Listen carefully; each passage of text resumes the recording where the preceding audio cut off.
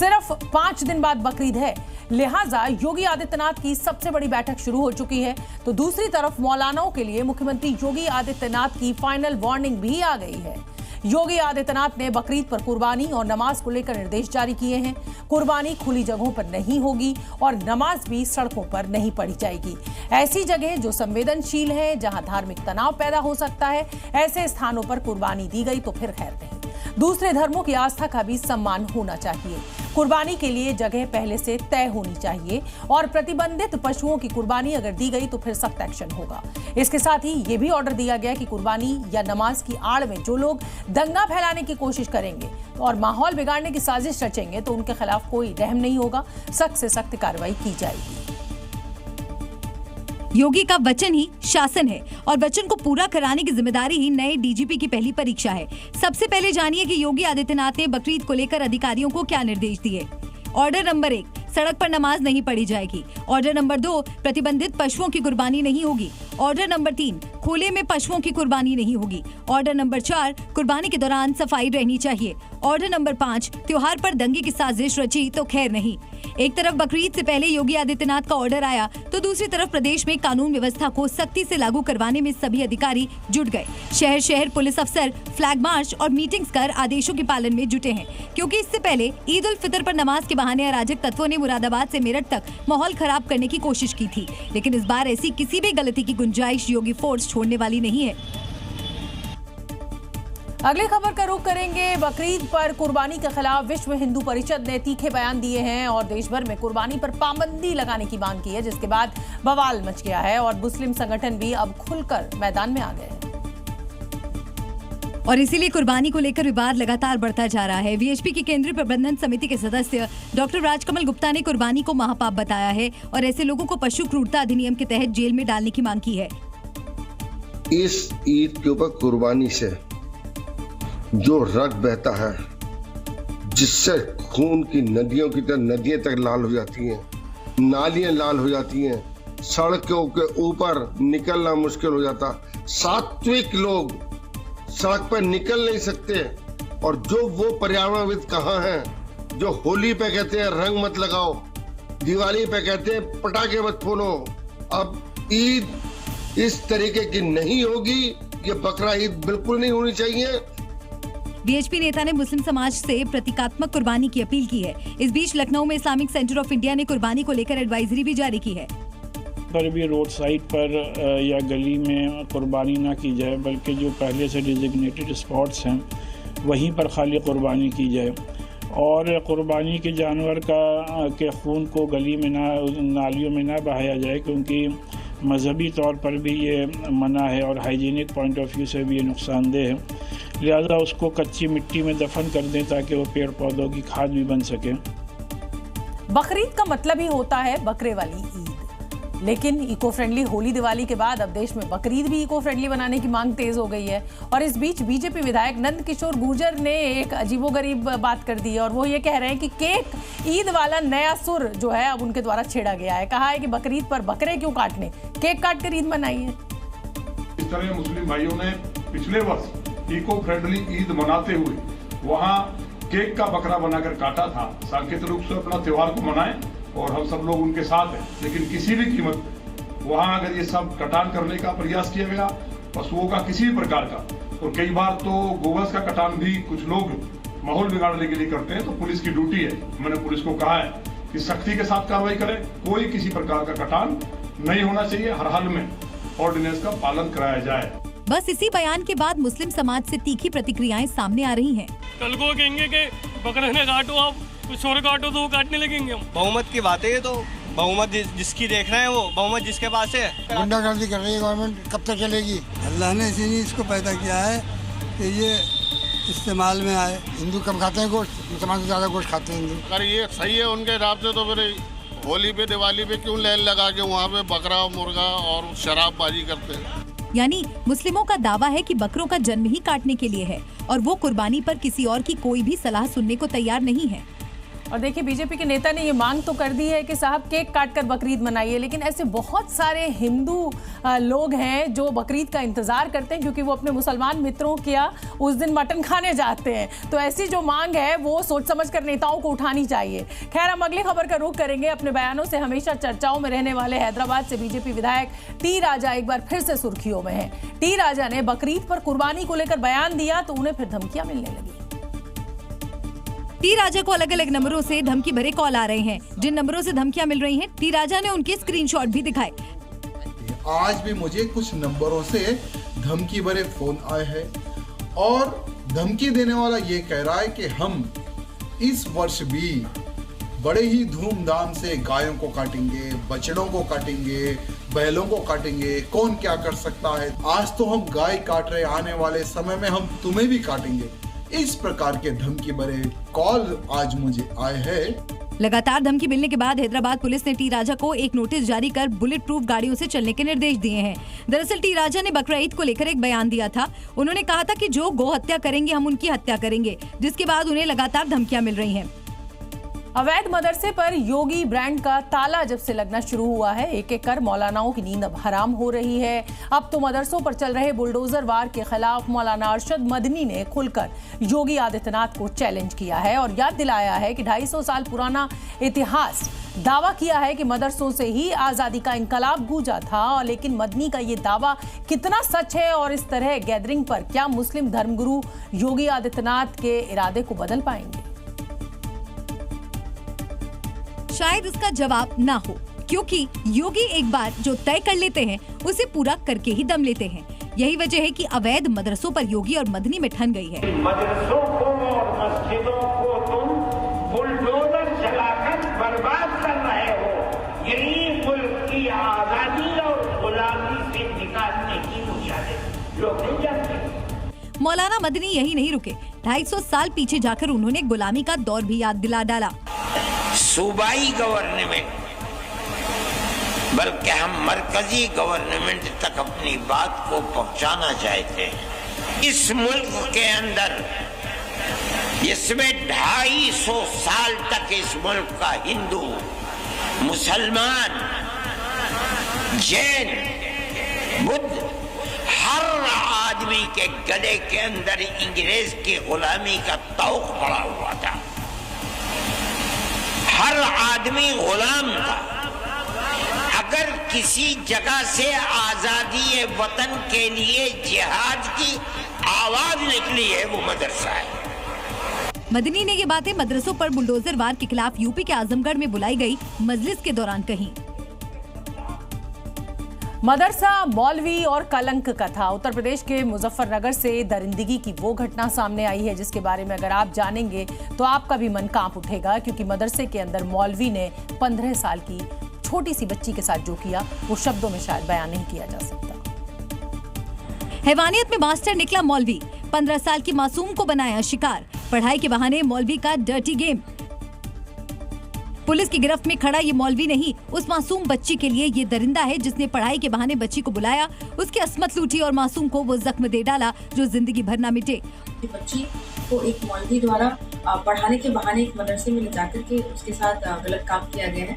इस तरीके पर तुरंत संज्ञान लेते हुए पॉक्सो तथा बलात्कार और अन्य संगीन धाराओं में मुकदमा पंजीकृत किया गया और पुलिस टीमों ने मदरसे को कलंकित करने वाले मौलवी को तुरंत गिरफ्तार कर लिया।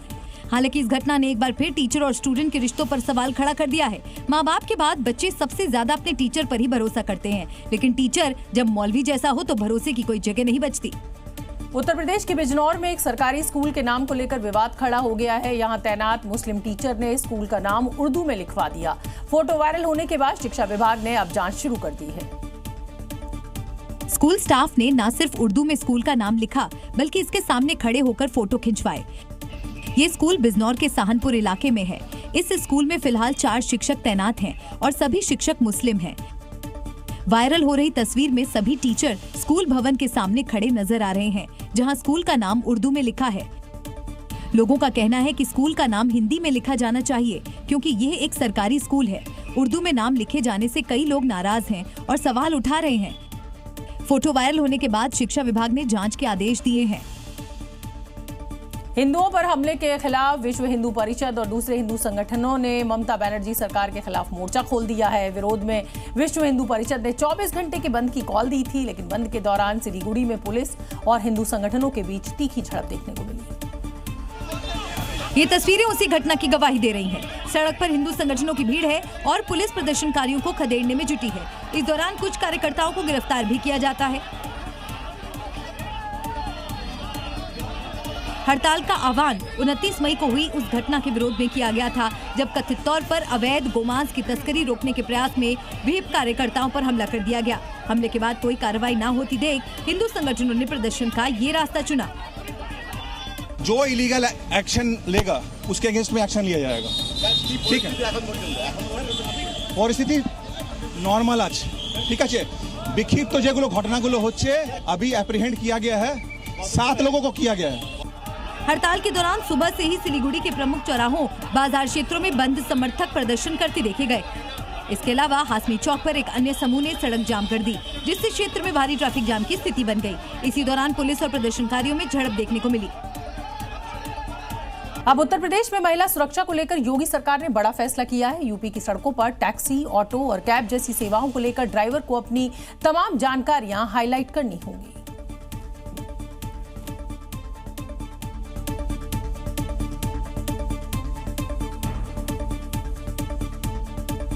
आयोग ने यूपी सरकार और परिवहन मंत्री से इस नियम को सख्ती से लागू करने की मांग की थी, जिसके बाद सरकार ने तत्काल महिलाओं के हित में फैसला लिया। अब गाड़ी में ड्राइवर का नाम और संपर्क नंबर साफ साफ लिखा होना चाहिए। खासकर महिला यात्री ड्राइवर की पहचान कर सके, जरूरत पड़ने पर संबंधित अधिकारियों से शिकायत दर्ज करा सके। सरकार का मानना है कि इस पहल से रोड सेफ्टी में पारदर्शिता बढ़ेगी और महिलाएं सफर में खुद को सुरक्षित महसूस करेगी। सीएम योगी ने बहुत अच्छा इसने फैसला किया है इस मामले में, तो हम बहुत सेफ महसूस करेंगे। वो पता चलेगा कि गाड़ी किस नंबर की है, किस जगह की है, किस इलाके को ड्राइव कर रहा था। इस नंबर से अगर वो अपने घर वालों को नंबर प्लेट भेजेंगे तो वो इसमें हेल्पफुल होगा कि उनको ट्रैक करने में थोड़ा इजी होगा एंड उनको थोड़ा सेफ फील होगा। इस फैसले के साथ सरकार की तरफ से ये भी आदेश जारी किया गया है कि आने वाले दिनों में जो भी कैब ड्राइवर नियम का उल्लंघन करते हैं उसके खिलाफ सख्त कार्रवाई की जाएगी। उत्तर प्रदेश की मऊ सदर विधानसभा सीट से विधायक अब्बास अंसारी की सदस्यता रद्द होने के बाद सियासी संग्राम शुरू हो गया है। खाली सीट पर उपचुनाव की चर्चा के बीच एनडीए की सहयोगी सुबह सपा इस सीट को बचाने के लिए खुलकर अब मैदान में उतर आई है।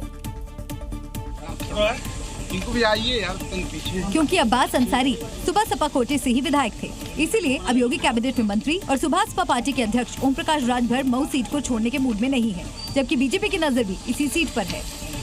मुस्लिम बाहुल्य सीट मऊ पर बीजेपी की नजर है। वो मुस्लिम बाहुल हैं भरम में हैं लोग, वो सीट राजभर बाहुल है।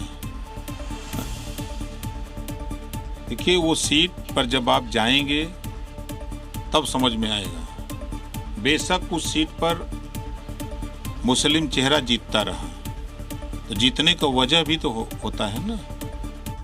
ओपी राजभर ने साफ कह दिया है कि अगर इस सीट पर उपचुनाव का ऐलान होता है तो उनकी ही पार्टी चुनाव लड़ेगी। यही नहीं, राजभर ने मऊ सीट पर दावा ठोकते हुए एनडीए के शीर्ष नेतृत्व से बात करने का भी संकेत दिया है।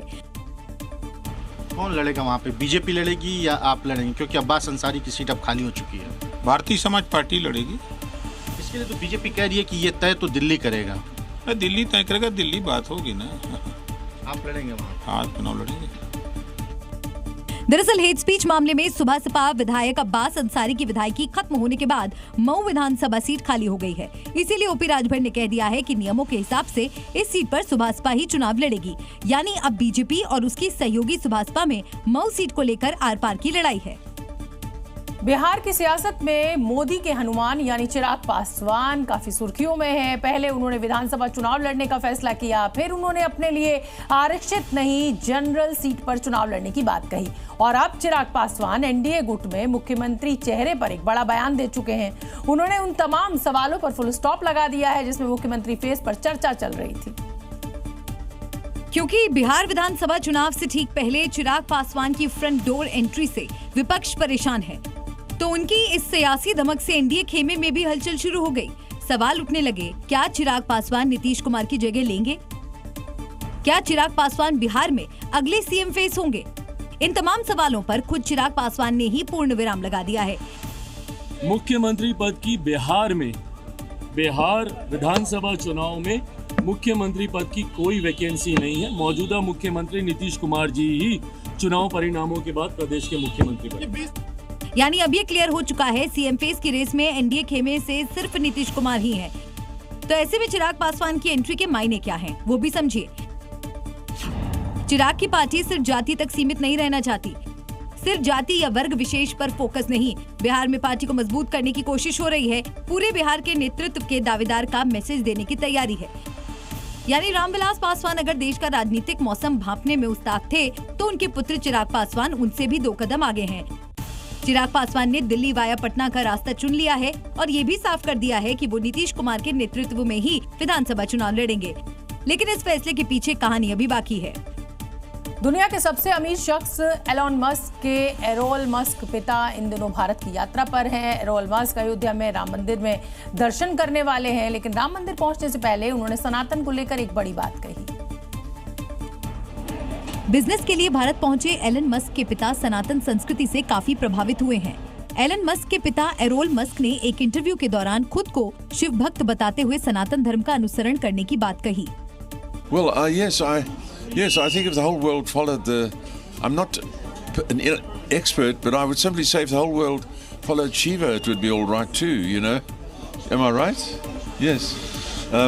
Yes, I'm fascinated by it's so old. The religion is so old that it boggles the mind. You know, it just simply tells us we don't know anything. आपको बता दें कि एरोल मस्क जल्द ही अयोध्या में भगवान राम लल्ला के दर्शन के लिए भी जाने वाले हैं।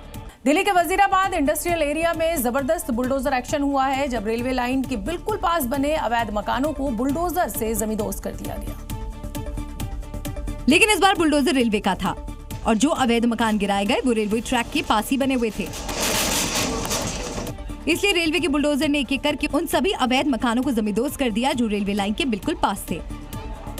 और इन अवैध मकानों पर बुलडोजर कार्रवाई इसलिए की गई क्योंकि इसकी वजह से रेलवे सिग्नल नहीं दिखता था। आज रेलवे के द्वारा डेमोलिशन ड्राइव चलाई जा रही है। आप ये देख सकते हैं, बिल्कुल रेल की पटरियों से सटे हुए यहाँ पर कई सालों से ये मकान बने हुए थे, जिसको आज रेलवे की तरफ से तोड़ा जा रहा है। रेलवे प्रशासन ने 16 मई को नोटिस देकर इन अवैध मकानों की पहली मंजिल तोड़ने के आदेश दिए थे। लेकिन जब लोगों ने रेलवे की बात नहीं मानी तो रेलवे ने खुद डिमोलिशन ड्राइव चलाई। इसके बाद बुलडोजर कार्रवाई को होता देख अब लोग खुद अपने मकानों को तोड़ रहे हैं। एक छोटे से देश यूक्रेन ने दुनिया की महाशक्तियों में से एक रूस पर कल जिस तरह का हमला किया, अटैक किया, उसने पूरी दुनिया को हैरान कर दिया है। पूरी दुनिया ने एक नई तरह की जंग की झलक कल देखी है, क्योंकि एक साथ 124 ड्रोन से इस अटैक को अंजाम दिया गया। ये ड्रोन एआई से लैस थे और खुद टारगेट को चुनकर तबाह करने में सक्षम थे। इस हमले में रूस के करीब 41 बॉम्बर विमान तबाह करने का दावा यूक्रेन की तरफ से किया गया है। जेलेंस्की के सबसे काबिल अफसर ने 18 महीने तक पूरी प्लानिंग की और कैसे रची पुतिन के गढ़ में अटैक की साजिश। इनसाइड स्टोरी आपको समझनी चाहिए। यूक्रेन ने इस ऑपरेशन को नाम दिया था स्पाइडर वेब, जिसका अर्थ होता है मकड़ी का जाला। इस हमले में रूस के 4 प्रमुख एयरबेसों बेलाया, ओलेनिया, डायागिलेवो और इवानोवो को निशाना बनाया गया, जिससे 41 रूसी सैन्य विमान नष्ट हो गए। इस हमले से रूस को लगभग $7 अरब के नुकसान की आशंका है। इस ऑपरेशन की योजना 18 महीने पहले शुरू हुई थी। जेलेंस्की और यूक्रेन की सुरक्षा सेवा प्रमुख वसिल मलियुक को एक मिशन सौंपा। सबसे हैरत की बात यह है कि हमले में इस्तेमाल किए गए ड्रोन रूस में ट्रकों के जरिए भेजे गए थे और इन ट्रकों को मोबाइल कैबिनों के रूप में छिपाया गया, जो हमले के दौरान अपने लक्ष्य तक पहुंचने के लिए पूरी तरह से स्वचालित थे, यानी एआई टेक्निक से लैस। एक तरफ उन ड्रोन की तस्वीरें हैं और दूसरी तरफ रूस में मची तबाही का मंजर। इस ऑपरेशन से एक बात पूरी दुनिया को समझ आ चुकी है कि जंग का मतलब अब वो नहीं रहा जो कल तक था, बल्कि तकनीकी और रणनीतिक दृष्टिकोण से भी युद्ध एक नया मोड़ ले चुका है। अगली खबर का रुख करेंगे। वैसे तो गाजा पहले ही खंडहर में तब्दील हो चुका है, लेकिन जो बची खुची इमारतें हैं, इजराइल अब उन्हें भी टारगेट कर रहा है। मिसाइल अटैक की एक ऐसी ही तस्वीर अब सामने आई है। महज 4 सेकंड में किसी बिल्डिंग को खंडहर कैसे बनाया जाता है, इन तस्वीरों को देखकर आप समझ सकते हैं।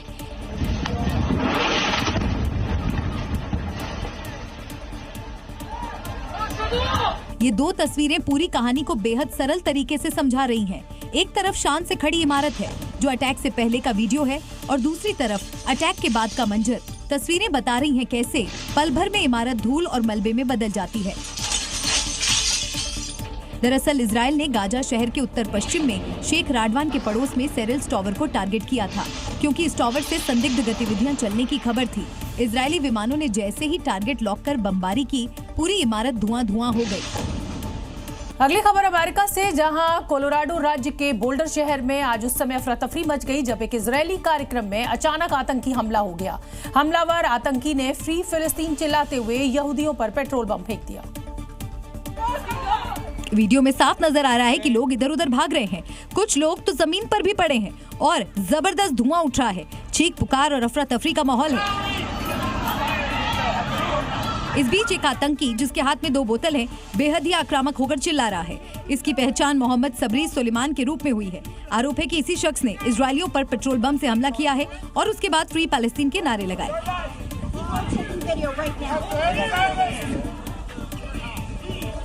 जानकारी के मुताबिक हमला तब हुआ जब यहूदी समुदाय के लोग boulder run for their lives नाम से गाजा में बंदी बनाए गए इजरायली नागरिकों की याद में प्रदर्शन कर रहे थे। इसी दौरान एक आतंकी ने लोगों पर पेट्रोल बम से अटैक कर दिया, जिसमें 6 लोग घायल हुए हैं। अमेरिका की FBI ने इसे एक्ट ऑफ टेरर बताया है। हमलावर की पहचान 45 साल के मोहम्मद सबरी सुलेमान के रूप में हुई है। FBI के मुताबिक इस शख्स इजिप्ट का नागरिक है और 2 साल पहले अमेरिका आने के बाद अपने वीजा की अवधि समाप्त होने के बावजूद अवैध रूप से यहाँ रह रहा था। बांग्लादेश पर पाकिस्तानी मानसिकता अब हावी हो रही है। आलम यह है कि मुल्क के जनक माने जाने वाले शेख मुजीबुर रहमान की फोटो को बांग्लादेश की नई करेंसी से हटा दिया गया है। बांग्लादेश के सेंट्रल बैंक ने रविवार को ऐसे नए नोट जारी किए हैं जिसमें बंगबंधु शेख मुजीबुर रहमान की फोटो नहीं है। मुजीबुर रहमान ने सन 1971 में मुल्क को पाकिस्तान से आजाद कराने में बड़ी भूमिका अदा की थी, लेकिन आज बांग्लादेश पाकिस्तानी मानसिकता का फिर से गुलाम हो गया है और शेख मुजीबुर रहमान की विरासत को ही मिटाने के प्रयास हो रहे हैं। उनकी तस्वीरें नोटों से हटाई जा रही है और कट्टरपंथी संगठन जमात-ए-इस्लामी को फिर से स्थापित किया जा रहा है। बांग्लादेश में मोहम्मद यूनुस के नेतृत्व वाली अंतरिम सरकार ने देश का नया बैंक नोट जारी किया है, लेकिन इन नोटों में बांग्लादेश का निर्माण करने वाले शेख हसीना के पिता शेख मुजीबुर रहमान की तस्वीरें हटा दी गई हैं। ये नोट 1000 टका, 50 टका और 20 टका के हैं। नए नोट सोमवार से ढाका के बैंकों में उपलब्ध है। नए नोट सेंट्रल बैंक के हेडक्वार्टर से देश भर के बाकी दफ्तरों में जारी किए जाएंगे। साथ ही दिवंगत चित्रकार जुनैल आबेदीन की कलाकृति भी होगी, जिसमें ब्रिटिश औपनिवेशिक शासन के दौरान बंगाल के अकाल को दिखाया गया है। कल IPL का फाइनल मुकाबला होना है, जिसको लेकर लोगों में जबरदस्त क्रेज देखने को मिल रहा है। ये फाइनल मुकाबला पंजाब और RCB के बीच खेला जाएगा। अहमदाबाद के नरेंद्र मोदी स्टेडियम में ये फाइनल मैच खेला जाएगा और अभी तक फाइनल मुकाबले के लिए 80,000 टिकट सिर्फ ऑनलाइन बिक चुके हैं, जबकि 25,000 सीटें अभी रिजर्व रखी गई हैं, क्योंकि क्लोजिंग सेरेमनी की थीम ऑपरेशन सिंदूर होगी और इसीलिए तीनों सेना प्रमुखों को यहां बुलाया गया था और सैन्य कर्मियों के लिए सीटें रिजर्व रखी गई थी। लेकिन मैं आपको बता दूं कि सेना के अधिकारियों ने इस कार्यक्रम का हिस्सा बनने से इनकार कर दिया है, खासतौर पर जो सेना के चीफ हैं। वहीं फाइनल मैच के चलते फ्लाइट के टिकट 600% महंगे हो गए हैं। जो टिकट सामान्य दिनों में 3500 की थी, मैच के चलते उसका किराया 25,000 तक पहुंच गया है। वहीं फाइनल मैच और भीड़ को देखते हुए अहमदाबाद मेट्रो का संचालन रात 12:30 बजे तक करने का फैसला लिया गया है। जिस रफ्तार से कोरोना के मामले बढ़ रहे हैं, डर लगता है कि कहीं दोबारा लॉकडाउन न लग जाए, क्योंकि हांगकांग और सिंगापुर के बाद भारत में संक्रमण सबसे ज्यादा तेजी से फैल रहा है। महज 10 दिनों में कोरोना के आंकड़े 14 गुना बढ़ गए हैं और इसलिए लोग डरे सहमे हैं कि कहीं कोरोना फिर से कोहराम न मचा दे। भारत में कोरोना संक्रमण की रफ्तार बहुत तेजी से बढ़ी है। 10 दिन पहले तक जहां सिर्फ 257 मामले थे, अब आंकड़ा 3,758 है। यही नहीं, संक्रमितों की संख्या के साथ साथ मृतकों का आंकड़ा भी बढ़ रहा है। देश में 28 लोगों की मौत हुई है। कोरोना के स्पीड का अंदाजा इसी बात से लगाया जा सकता है कि भारत में 24 घंटे में कुल 363 नए केस सामने आए हैं और 2 मौत भी हुई है। दहशत का आलम इसलिए भी है क्योंकि दिल्ली में कोरोना से 22 साल की लड़की ने दम तोड़ दिया। राजधानी दिल्ली में अभी कोरोना के कुल 483 मरीज हैं और बीते 24 घंटे में 61 नए केस सामने आए हैं। स्वास्थ्य मंत्रालय के आंकड़ों के मुताबिक केरल में सबसे ज्यादा 1400 कोरोना केस सामने आ चुके हैं। महाराष्ट्र में 485 संक्रमित हैं, जबकि उत्तर प्रदेश में कोरोना के कुल 149 नए मरीज सामने आए हैं। यानी जिस रफ्तार से कोरोना ने यूटर्न मारा है, उससे लोगों की चिंता बढ़ी है। लेकिन ऐसे में पैनिक न होने की बजाय सावधानी, सतर्कता और सुरक्षा सबसे जरूरी है। मथुरा में बनने जा रहे बांके बिहारी मंदिर के कॉरिडोर और न्यास ट्रस्ट का विरोध जारी है। गोस्वामी समाज खुलकर इसका विरोध कर रहा है। गोस्वामी समाज के मुताबिक कॉरिडोर के निर्माण से वृंदावन की कुंज गलियां नष्ट हो जाएंगी। भूमि अधिग्रहण से स्थानीय लोगों को अपने घरों और दुकानों से विस्थापित होना पड़ेगा। व्यापारियों को भी ये डर सता रहा है कि कॉरिडोर के निर्माण से मंदिर के आसपास के व्यापार पर बुरा असर पड़ेगा। जिन गलियों में भगवान कृष्ण खेला करते थे वो गलियां टूट जाएंगी, गलियों का अस्तित्व खत्म हो जाएगा। व्यापार खत्म होगा तो लोगों के सामने रोजी रोटी का संकट भी पैदा हो जाएगा। गोस्वामी समाज ने साफ कर दिया है कि अगर कॉरिडोर बना तो बांके बिहारी के साथ वो पलायन कर देंगे। हमने यही कहा, हमारे ठाकुर जी हमारे हृदय में रहते हैं। अगर ठाकुर जी की सेवा पूजा पद्धति में कोई अगर दिक्कत आती है तो हम अपने ठाकुर जी को अपने साथ ले जाएंगे। गोस्वामी समाज का कहना है कि कॉरिडोर बनेगा तो वृंदावन की कुंज गलियां तोड़ दी जाएंगी और कुंज गलियों से ही भगवान बांके बिहारी का अस्तित्व है। कॉरिडोर का निर्माण हुआ तो लोग बांके बिहारी के साथ पलायन कर देंगे। पलायन का जो विषय आ रहा है, जब ये घर मकान ही नहीं रहेंगे, ये चौक चौबारे नहीं रहेंगे, ये गलियां नहीं रहेंगी तो वृंदावन कैसा? और जब वृंदावन नहीं तो बिहारी जी कहाँ? पुजारियों के साथ साथ स्थानीय व्यापारियों को भी रोजगार खोने का डर सता रहा है, इसीलिए कॉरिडोर का विरोध किया जा रहा है। वृंदावन खत्म हो जाएगा, इसका नाम हो जाएगा बिगड़ावन। ऐसा है कॉरिडोर नाम जो आ गया, कान्हा का नाम तो नहीं आया। कान्हा का नाम कहाँ आया? खाली कॉरिडोर का नाम आया है। ये व्यापार मंडल बन जाएगा। दूसरी ओर कॉरिडोर बनने से बांके बिहारी मंदिर में भीड़ व्यवस्थित हो जाएगी, श्रद्धालुओं को सुविधा मिलेगी, इसीलिए श्रद्धालु कॉरिडोर बनने का समर्थन कर रहे हैं। कॉरिडोर बनना चाहिए। ये इतनी पब्लिक परेशान होती है, कहाँ जाएगी? रोज की भीड़ बढ़ी है। एक समय टाइम के अनुसार एक जरूरत होती है हर चीज की। तो आज कुंज गलियां तो चौड़ी गलियां हो जाएंगी। गोस्वामी समाज के लोगों का कहना है कि बांके बिहारी मंदिर कोई सार्वजनिक संपत्ति नहीं बल्कि स्वामी हरिदास जी के वंशजों की पीढ़ियों से चली आ रही निजी संपत्ति है और स्वामी हरिदास जी के वंशज होने के नाते उनका इस पर कानूनी और आध्यात्मिक अधिकार है। रामनगरी अयोध्या एक बार फिर श्रद्धा और भक्ति के रंग में सराबोर नजर आ रही है। 5 जून को राम मंदिर की दूसरी प्राण प्रतिष्ठा होगी। 22 जनवरी 2024 को भगवान श्री राम बाल रूप में यहां मूर्ति स्थापित की गई थी और अब दूसरी प्राण प्रतिष्ठा में भगवान राम राजा के रूप में स्थापित किए जाएंगे। इसकी भव्य तैयारियां यहां चल रही हैं। प्राण प्रतिष्ठा से पहले राम मंदिर में स्वर्ण शिखर भी स्थापित हो गया है और रामलला के मंदिर पर स्थापित ये स्वर्ण शिखर दूर से ही अपनी चमक बिखेर रहा है। भूतल से लेकर 161 फीट ऊंचा शिखर मंदिर की भव्यता बढ़ा रहा है, मंदिर को अलौकिक और अद्भुत स्वरूप प्रदान कर रहा है। मंदिर का जो शिखर है वो स्वर्ण जड़ित हो चुका है, क्योंकि सोने की परत चढ़ाने का काम पिछले कई महीनों से चल रहा था। राम मंदिर में 22 जनवरी 2024 को रामलला विराजमान हुए थे। मंदिर में भूतल पर भगवान श्री रामलला 5 साल के बालक के रूप में विराजमान है, जबकि प्रथम तल पर राम दरबार की स्थापना 5 जून को होगी। इसमें प्रभु श्री राम, माता सीता सिंहासन पर विराजमान है। भक्त हनुमान के साथ भाई लक्ष्मण प्रभु के चरणों में हाथ जोड़कर बैठे हुए हैं। इसके साथ ही भरत और शत्रुघ्न भी सिंहासन के दोनों दिशाओं में खड़े हुए हैं। भगवान राम के बाल से लेकर जो भी पौराणिक कथाएं हैं उनको मूर्ति रूप बनाकर दर्शाया गया है, जो राम मंदिर के प्रथम तल से स्थापित होगी। राजा दशरथ के साथ साथ उनकी तीनों रानियां और राम, भरत, लक्ष्मण, शत्रुघ्न आपको दिखाई पड़ेंगे। बालकाल की ये जो पूरी मूर्ति है ये बन करके तैयार हो चुकी है। इस अनुष्ठान को लेकर भक्तों के बीच भी काफी उत्साह है। अब अयोध्या फिर से उत्सव में डूब जाएगी। आज तक आपने क्लास में कुछ बच्चों को फेल होते हुए देखा होगा, लेकिन क्या कभी ये सुना कि पूरा का पूरा बैच ही फेल हो गया? जी हां, राजस्थान के अलवर में कॉलेज की लापरवाही के चलते नर्सिंग कॉलेज के 39 छात्र फेल हो गए। पूरा मामला अलवर के संवर्धन नर्सिंग कॉलेज का है। यहाँ कॉलेज के सेकंड ईयर 3rd सेमेस्टर के सभी स्टूडेंट्स को प्रैक्टिकल परीक्षा में फेल घोषित कर दिया गया, जिसमें कॉलेज प्रशासन ने प्रैक्टिकल के अंकों को 50 में से नहीं बल्कि 25 में से समझकर भेज दिया गया। इस वजह से सभी छात्र छात्राओं को 25 से कम अंक मिले और नर्सिंग बैच के सभी 39 छात्र फेल हो गए। इस लापरवाही के कारण सभी छात्रों को फेल की मार्कशीट मिली, जिससे वे दंग रह गए। बाद में ही इस मामले का खुलासा हुआ और पता चला कि अंकों की गड़बड़ी के कारण ऐसा हुआ था। इस गलती ने न केवल कॉलेज प्रशासन की कार्यशैली पर सवाल उठाए, बल्कि स्टूडेंट्स के भविष्य को भी संकट में डाल दिया है। आम का मौसम चल रहा है, लिहाजा आम खरीदना खाना आम बात है, लेकिन उत्तर प्रदेश के वाराणसी में एक आम इतना खास है कि उसकी पहरेदारी में 24 घंटे गार्ड को तैनात रहना पड़ता है, और वो भी लाठी और डंडा लेकर। क्योंकि जिस आम की सुरक्षा में ये लोग तैनात हैं, वो कोई मामूली आम नहीं है। दरअसल ये आम भी आम नहीं, मियाज़ाकी आम है। जी हाँ, जापानी राजा बाबू आम, जिनकी कीमत सुनकर आपकी आंखें उतनी ही चौड़ी हो जाएगी। जितना इन आमों की सुरक्षा घेरे की परिधि। इन मियाजाकी आमों की कीमत है 1.5 से 3 लाख रुपए प्रति किलो। अब आप ही सोचिए, जहाँ सोने के दाम शर्मिंदा हो जाए, वहाँ आम को आम समझने की भूल कौन करेगा। इसलिए 2 बहादुर सुरक्षाकर्मी पिछले 10 दिन से रात दिन जाकर इन आमों की ऐसी निगरानी कर रहे हैं जैसे कोई राजमहल की शाही तिजोरी हो। अब सवाल ये है कि आखिर इन 6 आमों में ऐसा क्या खास है। तो भैया, ये आम सिर्फ देखने में सुंदर और लाल नहीं है, बल्कि इतने नाजुक है कि सूरज की एक किरण और चिड़िया की एक नजर भी इन्हें नुकसान पहुंचा सकती है। और अगर कोई गलती से खा ले तो समझो उसके पेट में सीधे एक आईफोन प्रो मैक्स घुस गया हो। अगर हम आपसे कहें कि ऐसा पौधा है जो नॉनवेज खाता है तो शायद आप यकीन नहीं करेंगे, लेकिन उत्तराखंड के हल्द्वानी में नॉनवेज खाने वाले पौधों को संरक्षित करने का काम अब किया जा रहा है। क्योंकि ये जो पौधे आपको नजर आ रहे हैं, इन्हें नॉनवेज पसंद है और ये कीटभक्षी कहलाते हैं।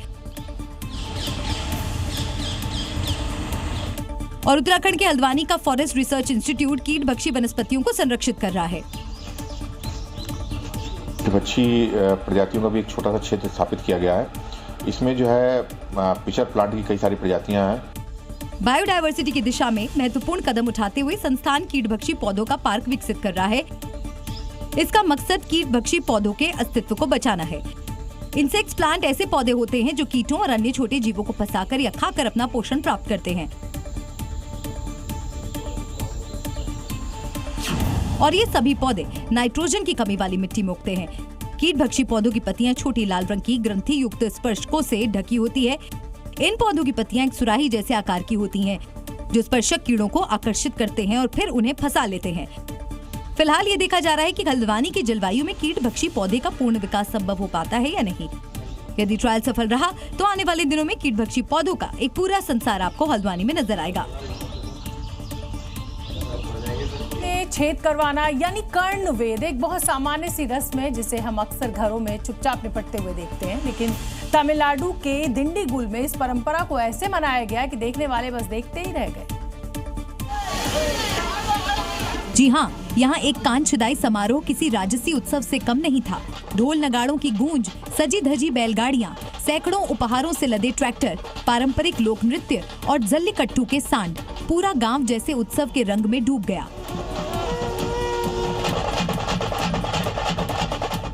तमिल परंपरा में मामा अपनी बहन के बच्चों के लिए शान शौकत से उपहारों की भेंट लेकर आते हैं, लेकिन दिंडीगुल के इस समारोह में तो जैसे परंपरा ने भव्यता का नया कीर्तिमान ही रच दिया। मामा की ओर से भांजे के लिए गिफ्ट्स कुछ इस तरह सजाकर लाए कि देखने वालों की आंखें खुली की खुली रह गईं। हर ट्रैक्टर और बैलगाड़ी पर सजे थे पारंपरिक व्यंजन, वस्त्र, बर्तन, आभूषण और कई तरह के उपहार। चर्चा की वजह सिर्फ उपहार ही नहीं, जुलूस में शामिल हुए पारंपरिक तमिल लोक कलाकारों ने थिरकते कदमों और लोक संगीत से समा बांध दिया। पूरा गांव इस अद्वितीय आयोजन को देखने उमड़ पड़ा, मानो कोई उत्सव, कोई पर्व हो। झारखंड के धनबाद में फिल्म गैंग्स ऑफ वासेपुर की तरह बमबाजी हो गई जब जोड़ा पोखर इलाके में एक संपत्ति विवाद को लेकर एक भतीजे ने अपने ही चाचा के घर को बम से उड़ा दिया। दरअसल कोयलांचल में बात बात पर बमबाजी आम बात हो गई है, जहां लंबे समय से चल रहे संपत्ति विवाद को लेकर शेरू कुरैशी ने रविवार रात अपने चाचा एजाज कुरैशी के घर पर बम से हमला कर दिया। शेरू कुरैशी ने चाचा एजाज कुरैशी के घर पर इतने बम मारे कि सब धुआं धुआं हो गया।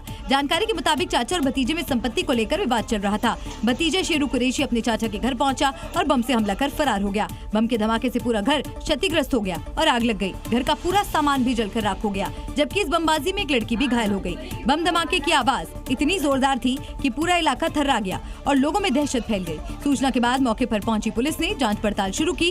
घर के लोग अपने भतीजे पर बमबाजी का आरोप लगा रहे हैं। जानकारी के मुताबिक बमबाजी के आरोपी शेरू कुरैशी का आपराधिक इतिहास है। फिलहाल पुलिस आरोपी की तलाश कर रही है।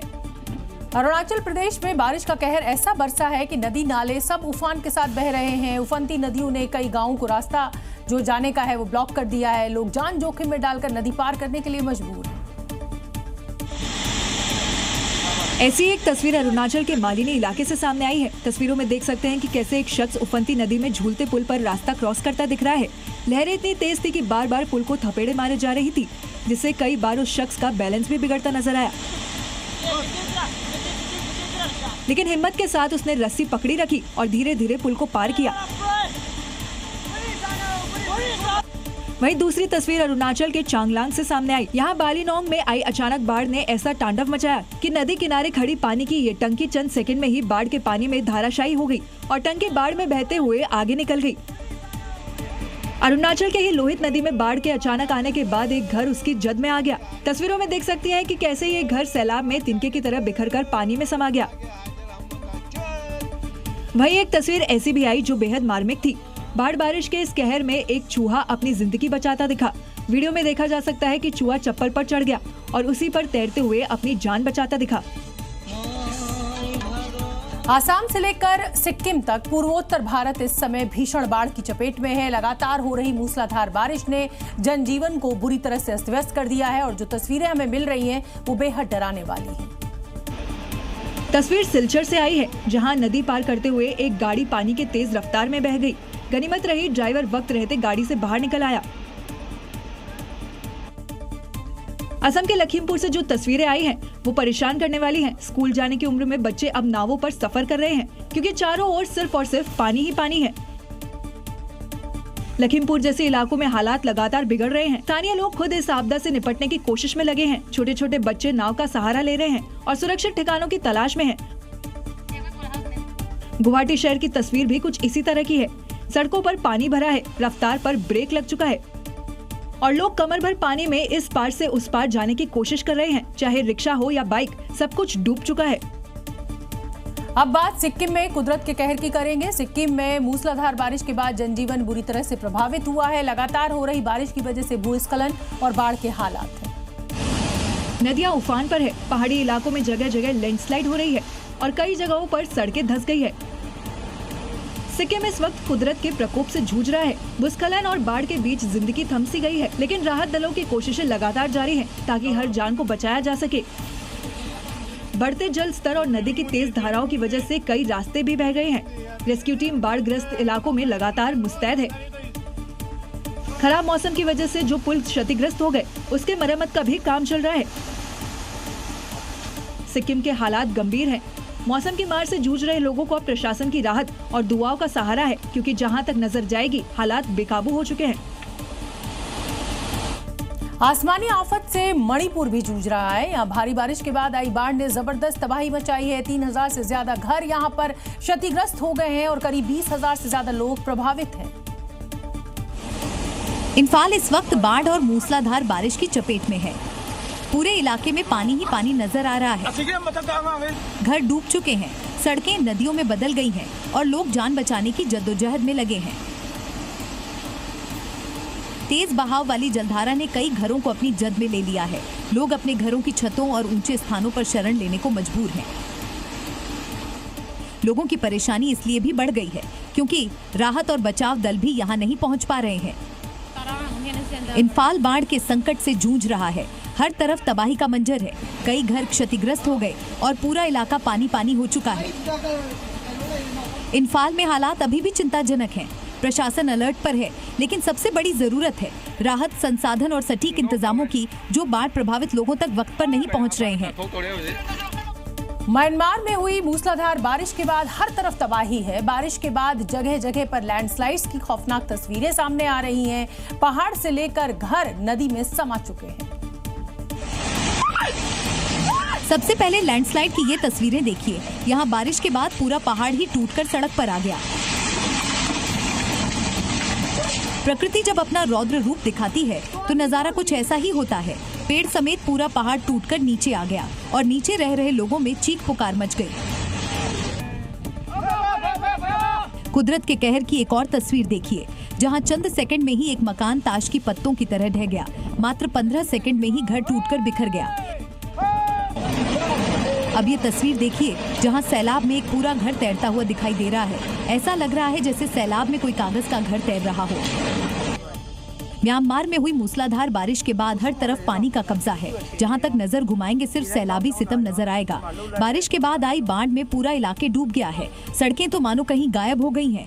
जो तस्वीरें सामने आई हैं, उससे ऐसा लग रहा है ये कोई शहर नहीं बल्कि नदी बह रही है। आपका रिएक्शन बना सकता है आपको स्मार्ट। जी हाँ, जी न्यूज आपके लिए लाया है एक सुनहरा मौका। रोजाना रात 8:50 पर डीएनए शो जरूर देखें और अपना वीडियो रिएक्शन हमें भेजें और हर दिन जीतें सोना और ढेर सारे आकर्षक इनाम। आप अपना रिएक्शन भेजें हमें व्हाट्सएप नंबर 9560077077 पर।